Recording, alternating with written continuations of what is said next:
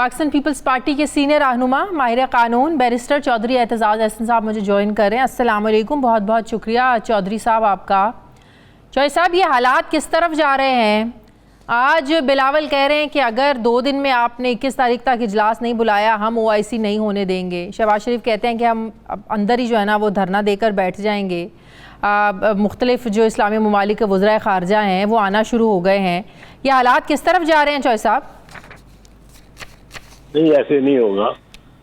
पता नहीं किस कॉन्टेक्स्ट में बिलावल ने कहा है, मुझे लोगों ने बताया है और कमेंट भी दिया है, पर मैं ये बताता हूँ मुझे कॉन्टेक्स्ट का नहीं पता। इसलिए मैंने इस कॉन्टेक्स्ट में दे रहे थे ना कि स्पीकर साहब जो है क्यों डिलेइंग टैक्टिक्स यूज कर रहे हैं। 14 दिन पूरे होने वाले हैं, आप इजलास बुलाएं, आप इजलास क्यों नहीं बुला रहे हैं? अगर आप इजलास नहीं बुलाएंगे तो हम ये भी नहीं होने देंगे। नहीं, वो ये होने देंगे। कोई ऐसी पीपल्स पार्टी इतनी एडवेंचर ऐसी नहीं करती। देखें, OIC रियासत का मामला है, हमारा झगड़ा हुकूमत का मामला है, आपस का अंदरूनी झगड़ा है। बिल्कुल सही। हम क्यों मुख्तलिफ ममालिक के और OIC के, जिधर पाकिस्तान एक बड़ी अच्छी स्ट्रांग पोजीशन जिस इदारे में पाकिस्तान की है वो OIC है, तो उसमें क्यों हम ये गड़बड़ करेंगे? और बिलावल को तो मैं देख रहा हूँ अगले 2-3 हफ्ते में इंशाल्लाह वज़ीर खारजा पाकिस्तान का और बड़ा, आप अगले 2-3 हफ्ते में बिलावल भुट्टो को आप पाकिस्तान का वज़ीर खारजा देख रहे हैं? कम अज कम क्या बिलावल भुट्टो इतना बड़ा ओहदा अभी संभाल सकते हैं?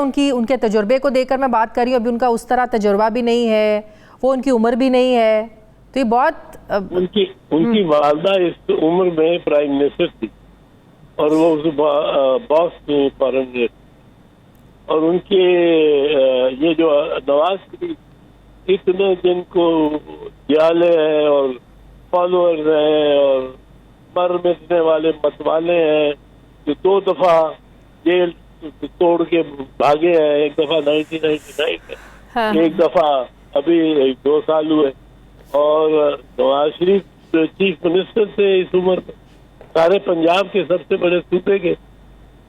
तो ये बिलावल, तो ये सब चीजें तय हो चुकी हैं? कौन वजीर खारजा होगा, कौन प्राइम मिनिस्टर होगा, कौन वजीर खजाना होगा, ये मामला तय पा गए चौधरी साहब?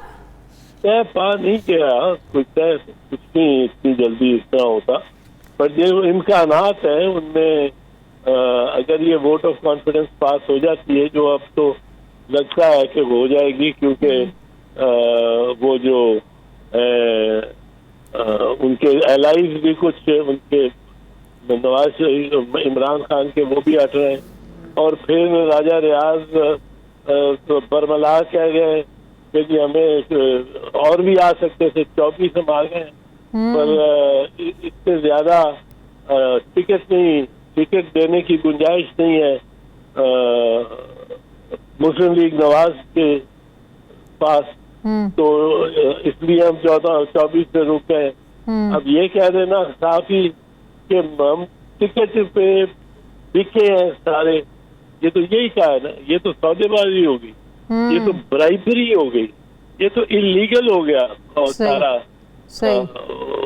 इनका खेल नून लीग का।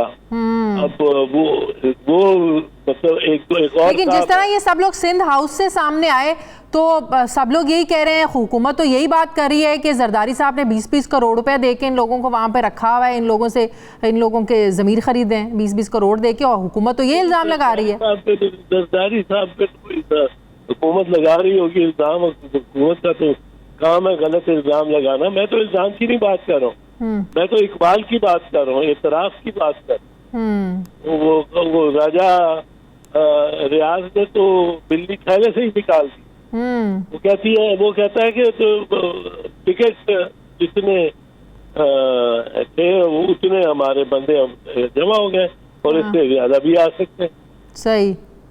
तो मुमकिन तौर पर वजीर आजम शहबाज शरीफ साहब होंगे? मुमकिन तौर पर वो शहबाज शरीफ ही होंगे। अगर देखो मौलाना को तो कोई मेरा नहीं ख्याल वजीर आजम बनाता है। वो कह रहे हैं सदर पाकिस्तान होंगे मौलाना। मौलाना सदर पाकिस्तान हो गए तो अच्छा, जो चुप लग गई है आपको बहुत सुन सारी के। बातें ज़हन में आती हैं, पर अब मैं करना नहीं चाहता हूँ।